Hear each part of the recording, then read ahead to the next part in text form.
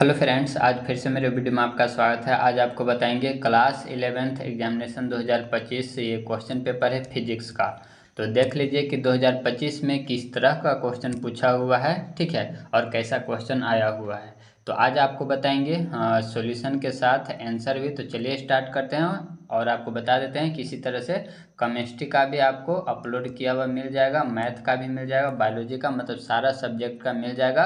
और अगर सारा सब्जेक्ट का प्लेलिस्ट चाहिए तो लिखा हुआ है PYQ क्लास 11th, उसमें आपको सारे वीडियोज़ मिल जाएंगे। तो चलिए स्टार्ट करते हैं।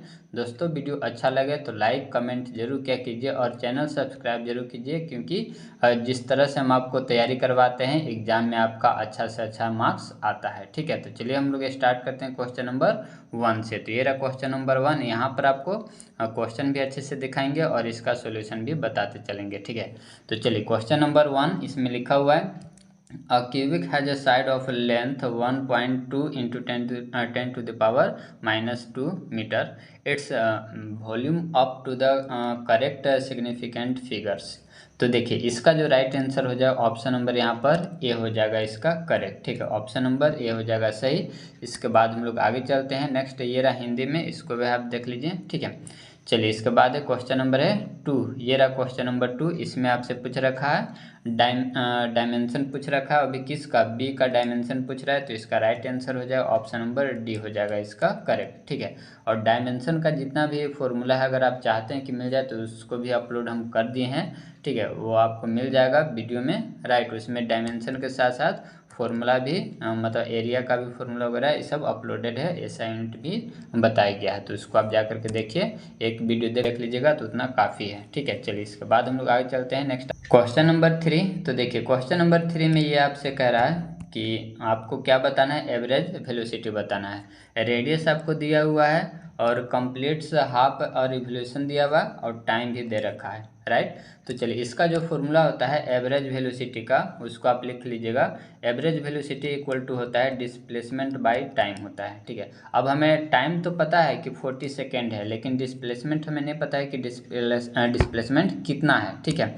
तो पहले हम निकालते हैं डिस्प्लेसमेंट। तो देखिए डिस्प्लेसमेंट हमें कैसे पता चले, तो कंप्लीट हाफ रिवोल्यूशन आपको दिया हुआ है, वो भी सर्कुलर ट्रैक है, राइट। तो यानी कि हाफ सर्कल के अनुसार, ठीक है, हाफ सर्कल ये रिवोल्यूट करेगा और इसका जो डिस्प्लेसमेंट बनेगा वो ऐसा बनेगा, मतलब जो ऑब्जेक्ट यहाँ से गया यहाँ तक रुका तो ये इसका डिस्प्लेसमेंट। तो डिस्प्लेसमेंट क्या होता है, शॉर्टेज डिस्टेंस होता है। तो ये हो जाएगा डिस्प्लेसमेंट और सर्कल के अनुसार ये क्या हो गया, डायमीटर हो गया। और डायमीटर कैसे पता करेंगे, तो रेडियस दिया हुआ है 40, तो डायमीटर होता है 2r। तो रख दीजिए तो कितना हो जाएगा, अब 40 इंटू 2 इक्वल टू कितना हो जाएगा 80।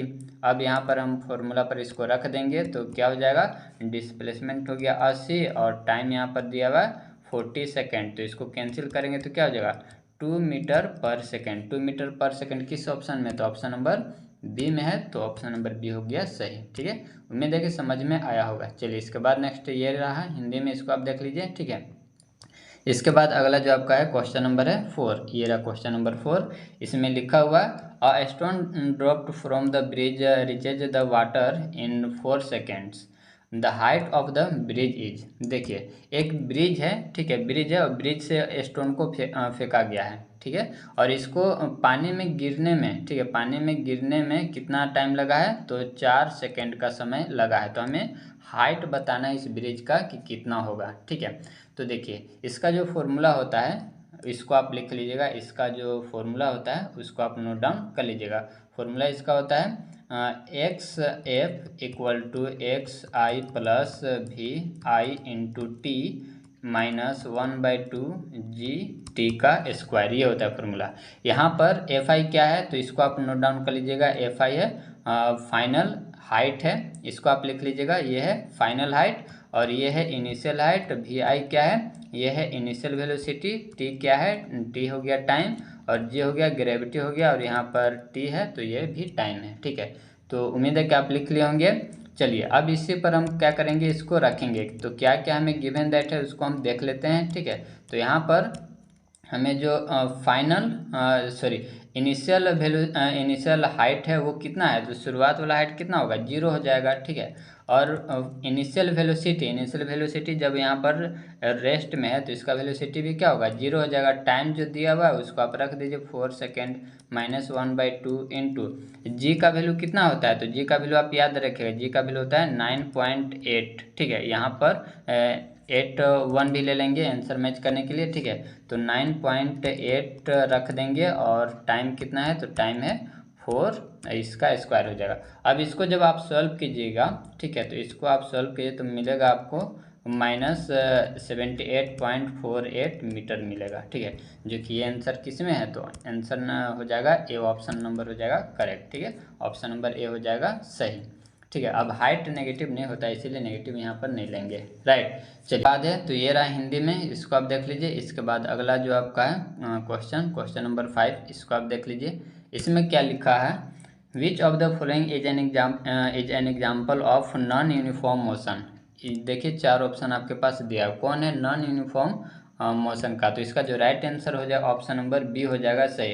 A car accelerating from rest से जब एक्सेलरेट करेगा तो नॉन यूनिफॉर्म मोशन का एग्जाम्पल होता है। ठीक है, चलिए तो ऑप्शन नंबर बी हो जाएगा यहाँ पर करेक्ट। ये रहा हिंदी में, इसको आप देख लीजिए। चलिए इसके बाद है नेक्स्ट है क्वेश्चन नंबर 6। क्वेश्चन नंबर 6 में देखिए इसमें लिखा हुआ है vector A dot vector B equal to A B है, तो आपको एंगल बताने ये दोनों के बीच में, तो ये दोनों के बीच में एंगल होता है 0। ठीक है, एंगल क्या होता है, 0 होता है, तो ऑप्शन नंबर डी हो जाएगा सही। और वैसे भी आप जब क्लास 12th में मैथ पढ़िएगा तो वहाँ पर भी आपको डिटेल से वेक्टर चैप्टर है मैथ में, वहाँ पर भी बताया जाएगा, नहीं तो फिजिक्स में पढ़ेंगे तो भी आपको बताया गया होगा। ठीक है, चलिए इसके बाद हम लोग आगे चलते हैं। नेक्स्ट है क्वेश्चन नंबर 7 में देख लीजिए, लिखा हुआ क्वेश्चन नंबर 7 में the directions of velocity and acceleration at the top of the trajectory of a projectile are, तो इसका जो राइट आंसर हो जाएगा 4 ऑप्शन देख लीजिए, ऑप्शन नंबर डी हो जाएगा इसका करेक्ट। ठीक है, ये सब कुछ ऐसे क्वेश्चन है जो कि आपके सीधे जो पॉइंट लिखवाया गया होगा उससे डायरेक्ट ही क्वेश्चन पूछा गया। ठीक है, तो ये सब आप अच्छे से नोट डाउन कर लीजिएगा। ठीक है, चलिए इसके बाद हम लोग आगे चलते हैं, ये रहा हिंदी में। इसके बाद अगला क्वेश्चन है क्वेश्चन नंबर 8। देखिए क्वेश्चन नंबर 8 में एक और एंगल वाला है। इसमें क्या पूछ रखा है, if the magnitude to the resultant force of two forces F and F applied on a body is also F, सभी यहाँ पर फोर्सेज जो दिए हैं एफ ही हैं। इसका आपको अभी फॉर्मूला भी बताएंगे। Then the angle between this two will be, मतलब ये दोनों के बीच में आपको क्या बताना है, एंगल बताना। तो इसका राइट आंसर तो डी हो जाएगा, लेकिन कैसे हो जाएगा वो आपको बताते हैं।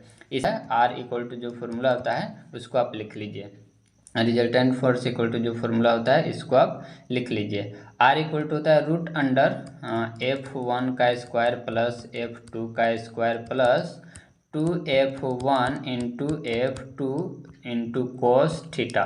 ठीक है, ये फॉर्मूला होता है। यहाँ पर आपको F1 भी F दिया हुआ है, F2 भी F दिया हुआ है। ठीक है, और कोस थीटा की जगह पर आप कितना रखिएगा, यहाँ पर कोस थीटा की जगह पर थीटा तो आपको निकालना ही है, और ये जो आर है इसको भी आप एफ में कन्वर्ट कर दीजिएगा। और जब इसको इस तरह से रह करके और सॉल्व कीजिएगा तो आपको कोस थीटा जो है वो आपको मिलेगा 120 डिग्री। ठीक है, जब सॉल्व कीजिए तो आपको ऐसा मिलेगा cos theta equal to minus मिलेगा, इसमें 1/2 मिलेगा। ठीक है, जो कि जो माइनस है और ये 1/2 है वो हो जाएगा 120 डिग्री का वैल्यू होता है। ठीक है, तो ऑप्शन नंबर डी हो जाएगा इसका करेक्ट। उम्मीद है कि इसको आप सॉल्व कीजिएगा। चलिए इसके बाद हम लोग आगे चलते हैं। नेक्स्ट आपका ये रहा हिंदी में, इसको आप देख लीजिए। चलिए इसके बाद है क्वेश्चन नंबर 9 है, तो क्वेश्चन 9 में देख लीजिए लिखा हुआ है what is the magnitude of centripetal acceleration for an object in a circle of radius r with speed v। तो देखिए इसमें आपसे डायरेक्ट फॉर्मूला है, तो इसको आप याद रखिएगा। क्वेश्चन नंबर 9 का जो राइट आंसर हो जाए ऑप्शन नंबर सी हो जाएगा सही। यहाँ पर ए एक्सेलरेशन है और v आपका क्या है, स्पीड ऑफ द ऑब्जेक्ट से। ठीक है, और आर क्या है, रेडियस है। चलिए तो ऑप्शन नंबर सी हो जाएगा सही, फॉर्मूला आप याद रखिएगा। इसके बाद है नेक्स्ट है क्वेश्चन नंबर अगला जो आपका है क्वेश्चन नंबर 10 हो गया। देखिए इसमें लिखा हुआ है, यहाँ भी फॉर्मूला है an object of mass m falls freely from a stationery state, what will be the momentum of this object when it falls down a distance h, तो इसका राइट आंसर हो जाएगा ऑप्शन नंबर बी हो जाएगा सही। और इसका आप ड्राइव भी कर सकते हैं, देखिएगा कैसे इसको हम करेंगे। इसमें आपको क्या क्या दे रखा है, तो आपको पता है कि मोमेंटम का क्या फॉर्मूला, तो मोमेंटम को p से डिनोट करते हैं, ठीक है। तो मोमेंटम का जो फॉर्मूला होता है वो होता है एम भी, ठीक है, एम भी होता है, इसको मान लेते हैं इक्वेशन नंबर 1। और आप अच्छे से जानते हैं इक्वेशन ऑफ मोशन का जो फॉर्मूला होता है v square equal to u square plus 2as, ठीक है, ये होता है। यहाँ पर बताइए कि यू क्या है, इनिशियल वेलोसिटी, v क्या है, फाइनल वेलोसिटी। तो u यहाँ पर कितना है, तो u यहाँ पर 0 होगा, ठीक है। स्टार्ट है ना, स्टार्ट से जब रेस्ट में होता है तो u वहाँ पर 0 होता है।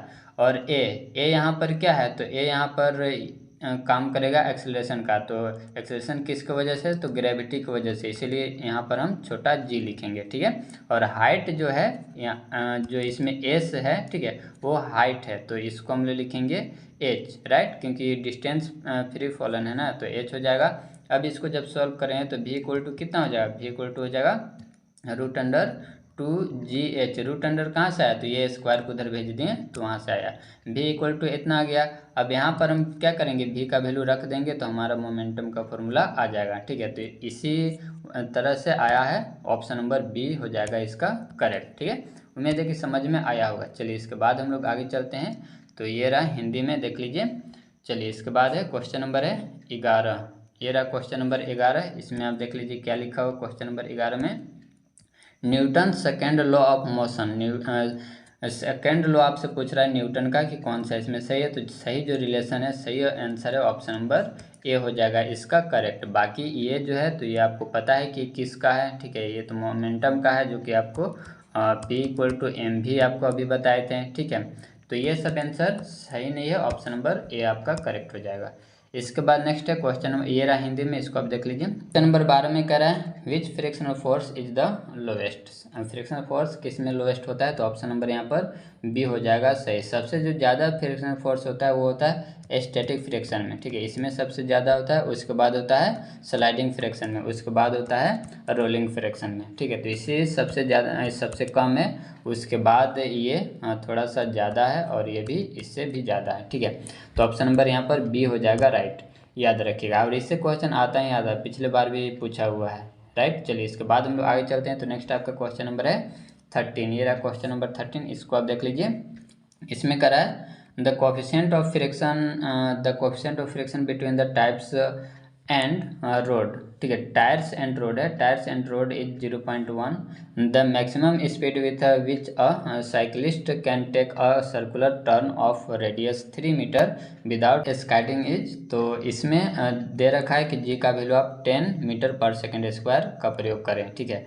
तो 13 का जो इसमें राइट आंसर हो जाएगा ऑप्शन नंबर बी, इसका हो जाएगा करेक्ट, ठीक है। चलिए इसके बाद हम लोग आगे चलते हैं, नेक्स्ट आपका क्वेश्चन नंबर है, ये रहा हिंदी में, इसको आप देख लीजिए। चलिए इसके बाद है क्वेश्चन नंबर 14, तो ये हो गया क्वेश्चन नंबर 14। इसमें देखिए लिखा हुआ है two bodies of masses 2 kg and 32 kg have equal kinetic energy. Kinetic energy कैसा है, तो इक्वल है दोनों बॉडी के पास। What is the ratio of their momentum, तो पहले काइनेटिक एनर्जी को मोमेंटम से हमें क्या करना पड़ेगा, रिलेट करना पड़ेगा, उसके बाद रेशियो हम पता करेंगे, ठीक है। तो चलिए इसको सॉल्व करते हैं, राइट। देखिएगा, तो इसमें पहले कह रखा है कि काइनेटिक एनर्जी क्या है, इक्वल है, ठीक है। और काइनेटिक एनर्जी का फॉर्मूला क्या होता है, तो आपको बताते हैं। आप जानते हैं कि काइनेटिक एनर्जी का जो फॉर्मूला होता है 1/2 mv का स्क्वायर, ठीक है। और मोमेंटम का क्या होता है, तो p इक्वल टू mv, ठीक है। यहाँ से हम v का वैल्यू निकाल लेते हैं, तो कोई दिक्कत नहीं होगा। तो v का वैल्यू निकालेंगे तो क्या हो जाएगा, p/m हो जाएगा, और इसका वैल्यू इसमें क्या करेंगे, पुट कर देंगे, ठीक है। तो क्या हो जाएगा, kinetic energy equal to 1/2 m, और v का जगह पर कितना रखेंगे, pm का होल स्क्वायर। यहाँ से एक m और एक m कैंसिल हो जाएगा, तो क्या हो जाएगा 1/2, नीचे एक m रहेगा और ऊपर हो जाएगा p का स्क्वायर, ठीक है। इतना हो जाएगा काइनेटिक एनर्जी और मोमेंटम के बीच में ये रिलेशन हो गया, याद रखिएगा इसको। अब मिटाते हैं, चाहे कलर हम चेंज कर लेते हैं अलग, ठीक है। अब बताइए कि काइनेटिक एनर्जी दोनों बॉडी का क्या है, इक्वल है, राइट। तो kinetic energy E1 equal to है E2, तो E1 का वैल्यू कितना हो जाएगा, तो P लिख देते हैं यहाँ पर 2 m1 equal to P square हो जाएगा पी स्क्वायर, और यहाँ पर भी 2m2, राइट। ये हो गया p1 और ये हो गया p2। यहाँ से 2 और 2 क्या हो गया, 2 और 2 हो गया कैंसिल, ठीक है। तो हमें निकालना है P1 बाई P2 का रेशियो निकालना है। तो चलो इसको सॉल्व और सिंप्लीफाई करेंगे तो क्या हो जाएगा, अब P1 का स्क्वायर बाई P2 का स्क्वायर इक्वल टू क्या हो जाएगा, M1 बाई M2, ठीक है। इतना हो गया। अब क्या दिया हुआ है, मास दोनों का, दोनों बॉडी का, तो इसमें रख दीजिए। तो हो जाएगा 2/32, इसको कैंसिल कीजिएगा तो 1/16 आएगा, और इधर स्क्वायर है तो उधर जाएगा तो हो जाएगा रूट में, यानी कि 1/4। इसको रेशियो में कीजिए तो 1:4 इसका आ जाएगा आंसर। तो कौन सा ऑप्शन, ऑप्शन नंबर सी हो जाएगा इसका करेक्ट, ठीक है। उम्मीद है समझ में आया होगा। चलिए आगे बढ़ते हैं। नेक्स्ट है क्वेश्चन नंबर है 15। तो ये रहा क्वेश्चन नंबर 15। यहाँ भी डायरेक्ट फॉर्मूला है, तो ऑप्शन नंबर इसका ए हो जाएगा सही। इसको आप याद रखिएगा, पी इक्वल टू होता है एफ भी, राइट। पी है पावर, ठीक है, और एफ क्या है, फोर्स है, और वी है वेलोसिटी। तो इसको आप याद रखिएगा। इसके बाद नेक्स्ट है क्वेश्चन नंबर अगला जो आपका ये हिंदी में हो गया। इसके बाद है क्वेश्चन नंबर 16 में देखिए ये भी फॉर्मूला, इसको आप याद रखिएगा। For an elastic collision the coefficient of restitution E will be, तो ऑप्शन नंबर सी हो जाएगा इसका राइट। चलिए इसके बाद हम लोग आगे चलते हैं। तो ये रहा हिंदी में, इसको आप देख लीजिए। इसके बाद क्वेश्चन नंबर 17 है, इसमें पूछ रखा है where is the centre of mass a uniform rod located, तो ऑप्शन नंबर बी इसका हो जाएगा correct, at the mid point of the rod, ठीक है। चलिए इसके बाद हम लोग आगे चलते हैं। नेक्स्ट है ये हिंदी में हो गया, इसको आप देख लीजिए। इसके बाद क्वेश्चन नंबर आपका है 18 में देख लीजिए। इसमें लिखा हुआ है which of the following is constant when external torque acting on a body is 0, तो ऑप्शन नंबर बी इसका हो जाएगा करेक्ट, एंगुलर मोमेंटम, ठीक है। चलिए इसके बाद हम लोग आगे चलते हैं।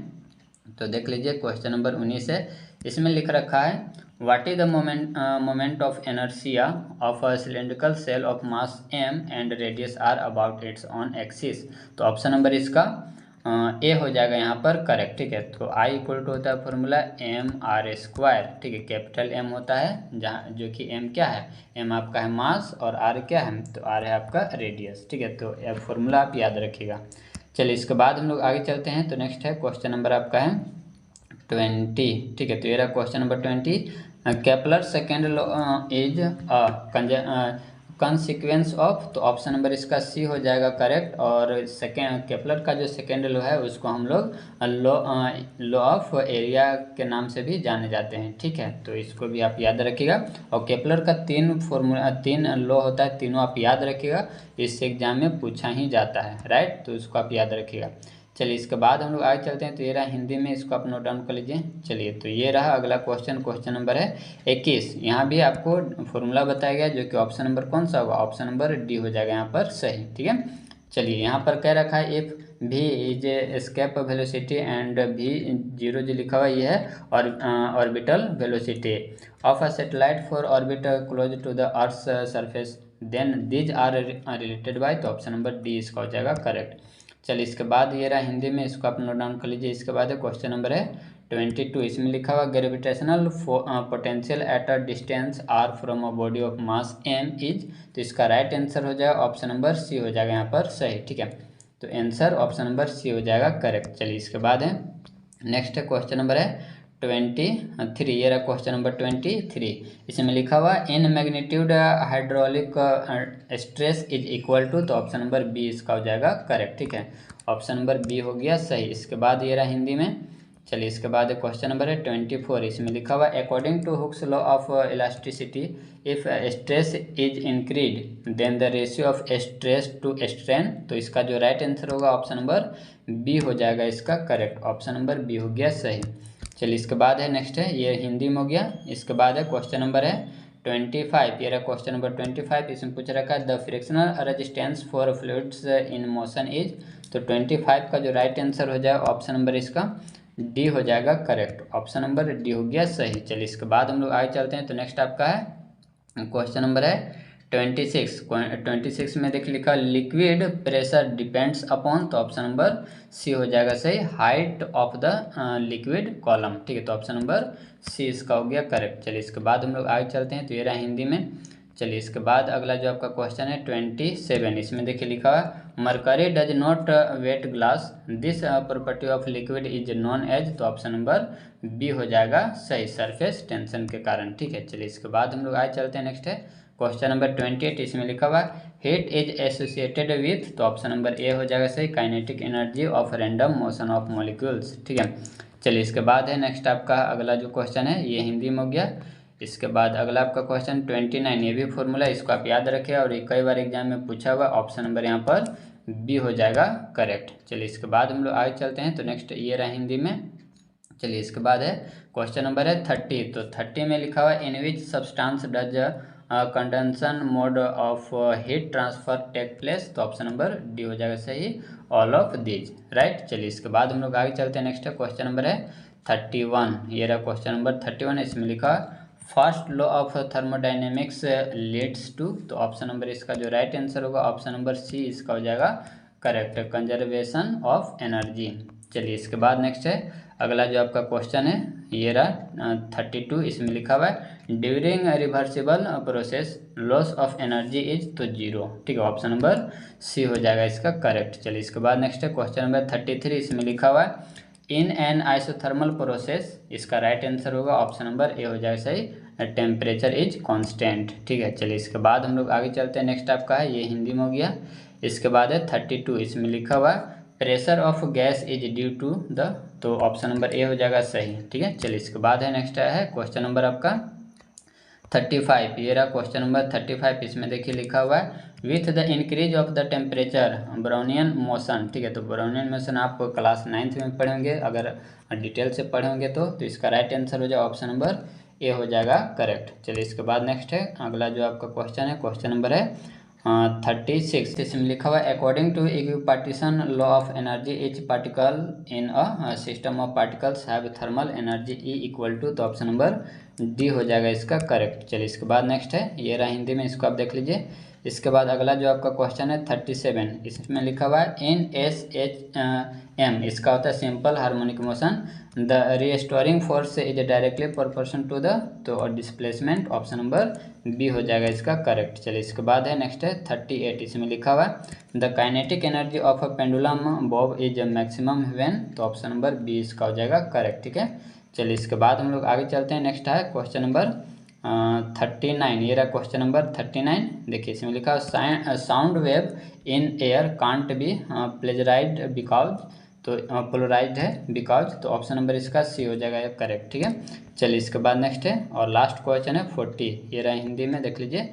इसमें लिखा हुआ है क्वेश्चन नंबर 40 में न्यूमेरिकल है। ठीक है, तो इसका जो फॉर्मूला होता है इसको आप याद रखिएगा, क्योंकि हमें जो निकालना है क्या बताना है, ट्रांसवर्स वेव बताना है। तो ट्रांसवर्स वेव का जो फॉर्मूला होता है वी इक्वल टू होता है root under t by mu. ठीक है, ये होता है। तो पहले हमें इसको पता करना होगा, तो यहाँ पर जो दिया हुआ है, ठीक है, इसका जो होता है म्यू इक्वल टू फॉर्मूला होता है एम बाई एल। ठीक है, और म्यू क्या है, लीनियर मास डेंसिटी है। एम यहाँ पर दे रखा है क्या है 5 ग्राम है, तो ग्राम को बदलेंगे किस में, ग्राम को बदलेंगे किलोग्राम में, तो हो जाएगा 5 × 10⁻³ और एल कितना दिया हुआ है, एल दिया हुआ 10। इसको जब सॉल्व करें तो आ जाएगा 5 × 10⁻⁴ आ जाएगा। ठीक है, और इसी को यहाँ पर रख देंगे तो v इक्वल टू हो जाएगा टी कितना दिया हुआ है, तो 80 दिया हुआ है और इसका वैल्यू हम निकाल चुके हैं 5 × 10⁻⁴। जब इसको सॉल्व कीजिए तो रूट अंडर 16